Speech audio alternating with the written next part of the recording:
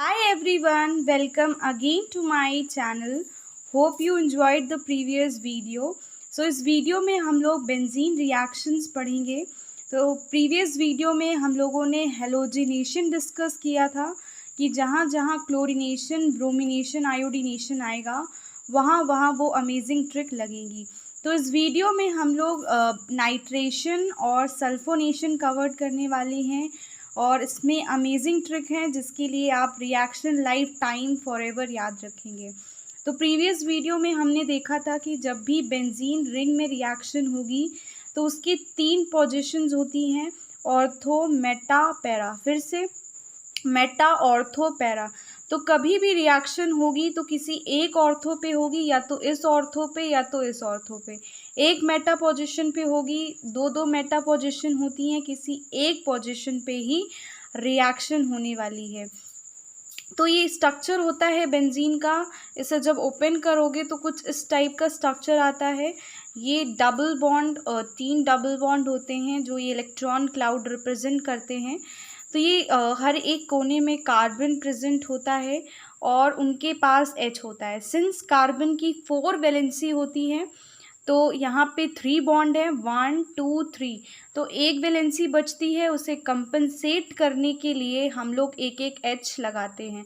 तो जब भी हमें ऑर्थो पोजीशन पे रिएक्शन करवानी होती है तो हम इस H को बाहर निकाल लेते हैं। तो ये H आता कहाँ से है, क्योंकि कार्बन के पास एक H होता है। तो नाइट्रेशन में बेंजीन में रिएक्ट करने के लिए जो अटैकिंग रिएजेंट होता है वो होता है कॉन्क HNO3, कॉन्क H2SO4। जब भी नाइट्रेशन रिएक्शन होगी तो आपका अटैकिंग रिएजेंट यही होगा। और नाइट्रेशन की अमेजिंग ट्रिक है कि आपको H रिमूव करना है और NO2 ऐड करना है। तो हम किसी भी पोजीशन से H निकालेंगे, उस H को हटाना है और उसमें NO2 ऐड करना है। तो this is the benzene reaction और ये नाइट्रेशन रिएक्शन कवर्ड होगी। तो हमें कैसे पता चलेगा कौन सी पोजीशन पे रिएक्ट करना है, तो उसके लिए हमने प्रीवियस वीडियो में भी डिस्कस किया था और इस वीडियो में भी डिस्कस करेंगे। ये 99% वर्क करती है कि अगर सिंगल बॉन्डेड है तो ऑर्थो पैरा पे रिएक्शन होने वाली है, अगर डबल या ट्रिपल बॉन्डेड है तो आपकी रिएक्शन मेटा पे होने वाली है। नाइट्रेशन, सल्फोनेशन कभी भी ग्रुप में नहीं रिएक्ट करता है। बेंजीन से लगा हुआ जो ग्रुप होता है उससे कभी भी रिएक्शन नहीं होती है, हमेशा रिएक्शन उसकी बेंजीन रिंग में होती है। तो बस ग्रुप का यहाँ पे इतना ही काम रहेगा कि वो हमें बताएगा कि हमें रिएक्शन ऑर्थो पैरा पे करनी है या मेटा पे। हमेशा हम लोगों के बेंजीन की रिंग में रिएक्शन होने वाली है।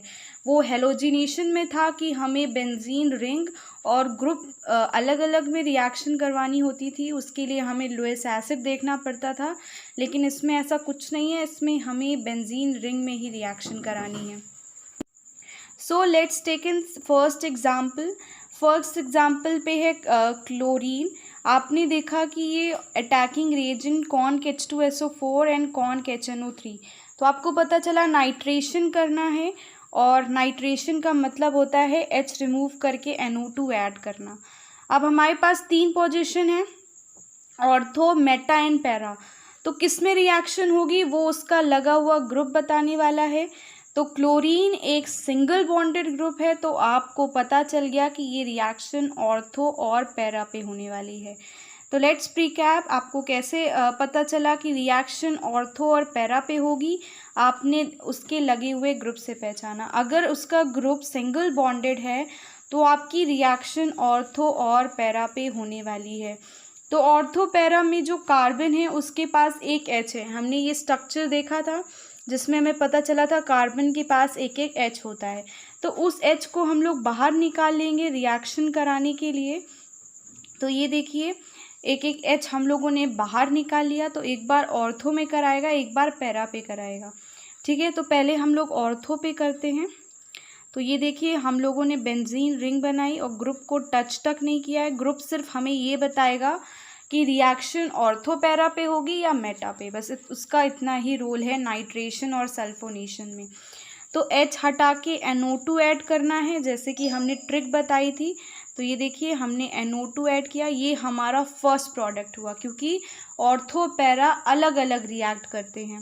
सेकेंड प्रोडक्ट देखिए, ये देखिए हमने बेंजीन रिंग बनाई और ग्रुप को हाथ तक नहीं लगाया, पैरा का एक H हटा के NO2 ऐड करना है, ये देखिए ऐड हो गया। तो नाइट्रेशन में कुछ नहीं है, आपको अटैकिंग रिएजेंट देखना है। अगर अटैकिंग रिएजेंट CONCH-NO3 CONCH2SO4 है तो आपको पता है चल गया कि नाइट्रेशन होता है, और नाइट्रेशन हमेशा बेंजीन की रिंग में होता है, उसके लगे हुए ग्रुप से वो अटैक भी नहीं करता है। तो उसके लगे हुए ग्रुप से हमें पता करना है कि ऑर्थो पैरा या मेटा किसी एक में रिएक्शन होने वाली है। अगर सिंगल बॉन्डेड है तो हमने ऑर्थो पैरा का एक एक H निकाल के NO2 ऐड कर दिया। To make this chapter crystal clear second example लेते हैं। सेकेंड एग्जाम्पल देखिए इस तरीके से है। So this is an ether है। इसमें आपको पहले अटैकिंग रिएजेंट दिखा, अटैकिंग रिएजेंट से पता चल गया यस ये नाइट्रेशन है। तो आपको पता है नाइट्रेशन बेंजीन की रिंग में होता है, और बेंजीन की रिंग की 3 पोजीशंस होती हैं, ऑर्थो पैरा मेटा। तो ऑर्थो पैरा या मेटा किसी एक में रिएक्शन होगी, तो वो कैसे पता चलेगा? उसके लगे हुए ग्रुप से। तो ईथर हमेशा ये स्ट्रक्चर लेके आता है, double bond O single single. तो यहाँ पे ईथर का स्ट्रक्चर सिंगल से है, आप इसको ओपन करोगे तो कुछ इस टाइप आएगा। तो आप देखिए यहाँ पे कोई भी डबल बॉन्ड नहीं आ रहा है, यहाँ पे क्या आ रहा है? Single bond. ईथर का स्ट्रक्चर आपको ध्यान रखना पड़ेगा, ईथर में सिंगल सिंगल बॉन्ड होते हैं ओ के। तो ओ 2 तरीके से ज्वाइन होता है स्ट्रक्चर में, या तो डबल बॉन्ड होता है या तो सिंगल सिंगल। यहाँ पे सिंगल सिंगल है क्योंकि ये ईथर है। तो ईथर को याद रखने के लिए आपको स्ट्रक्चर भी ध्यान रखने होंगे। तो आपको पता चल गया सिंगल बॉन्ड है, तो आपकी रिएक्शन ऑर्थो और पैरा पे होने वाली है। तो दिस इज ऑर्थो पैरा, वहाँ से हमने एक H निकाल लिया, दोनों से एक H निकाल लिया। अब पहले ऑर्थो से रिएक्ट करते हैं फिर पैरा से। तो नाइट्रेशन की ट्रिक थी कि H को हटा के NO2 ऐड करना है।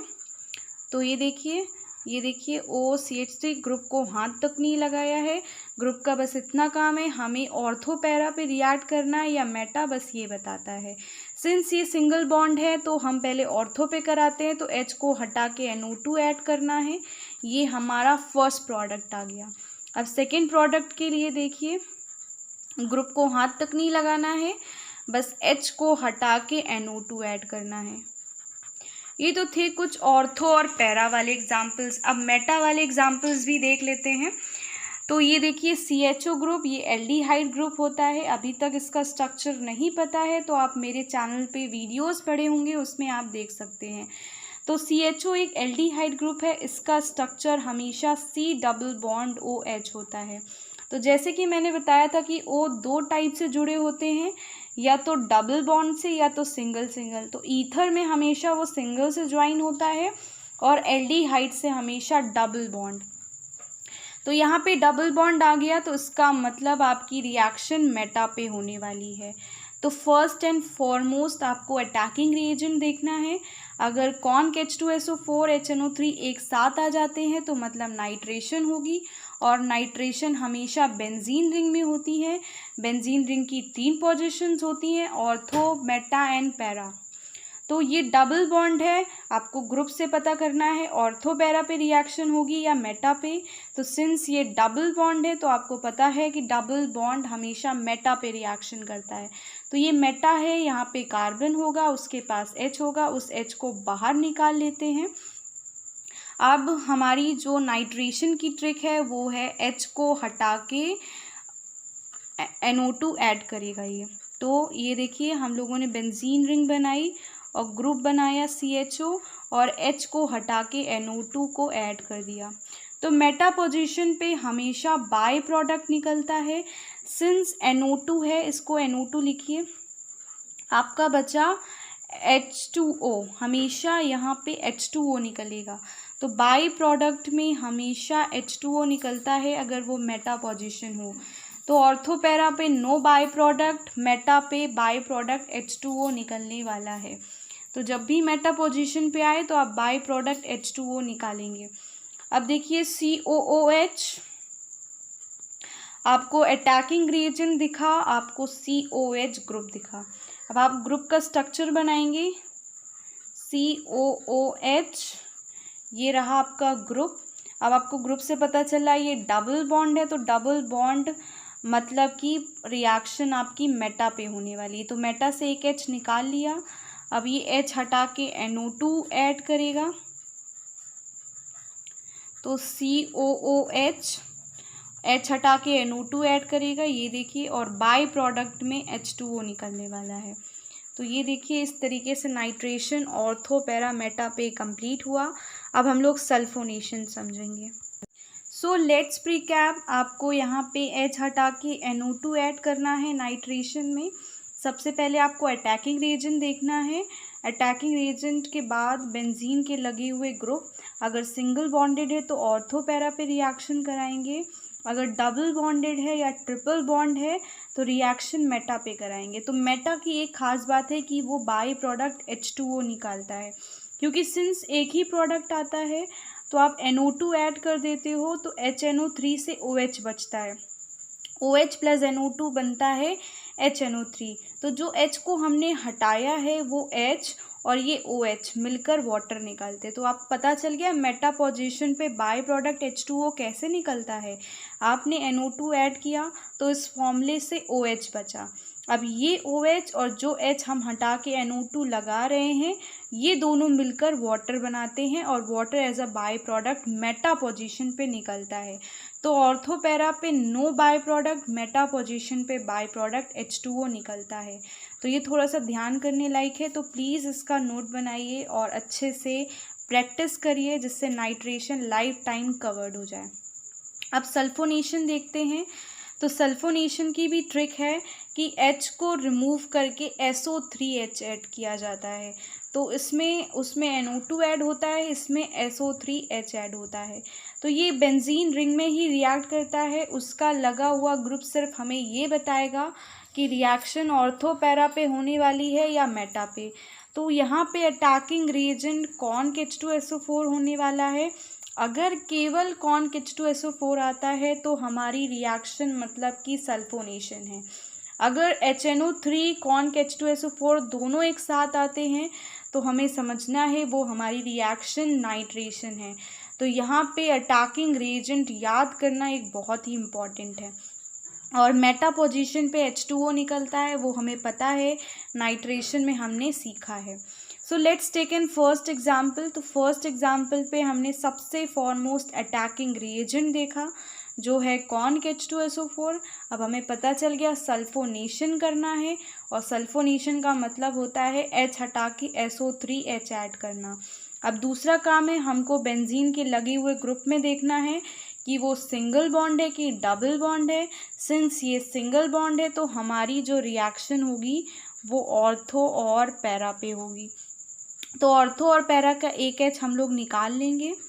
सो ऑर्थो पैरा अलग अलग रिएक्ट करते हैं, और सिंस हम लोग ये बनाएंगे, ये देखिए हमने क्लोरीन बनाया, कोई भी ग्रुप को टच नहीं करेगा। अब हमारा ऑर्थो पहले रिएक्ट करेगा, तो सिंस सल्फोनेशन की ट्रिक थी कि H को हटा के SO3H करना है, तो हमने SO3H H को हटा के ऐड कर दिया।